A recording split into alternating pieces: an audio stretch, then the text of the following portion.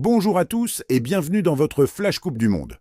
Nous sommes le lundi 22 juin et on revient sur les matchs du week-end des 20 et 21 juin. Avec 48 équipes, le rythme est intense et les surprises ne manquent pas. On commence par le groupe E. L'Allemagne, après son festival 7-1 contre Curaçao en ouverture, affrontait la Côte d'Ivoire à Toronto.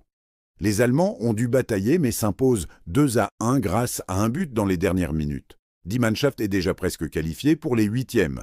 Dans le même groupe, l'Équateur et Curaçao se sont neutralisés 0-0 à Kansas City. Premier point historique pour les Curaçaoéens dans une Coupe du Monde. Passons au groupe F. Les Pays-Bas ont littéralement écrasé la Suède 5-1 à Houston. Double but de Cody Gakpo, Bryan Brobbey en feu. Les Oranges envoient un message fort. Et dans la soirée, le Japon a humilié la Tunisie 4-0 à Monterrey. Les Samouraïs bleus impressionnent et prennent la tête du groupe. Dimanche, direction le groupe H. L'Espagne n'a fait qu'une bouchée de l'Arabie Saoudite, 4-0 à Atlanta. Les champions d'Europe 2024 confirment leur statut de grands favoris. Un peu plus tôt, l'Uruguay et le Cap-Vert se sont quittés sur un spectaculaire 2-2 à Miami. Les Iliens ont tenu tête à la Céleste. Dans le groupe G, la Belgique et l'Iran se sont séparés sur un 0-0 très fermé à Los Angeles.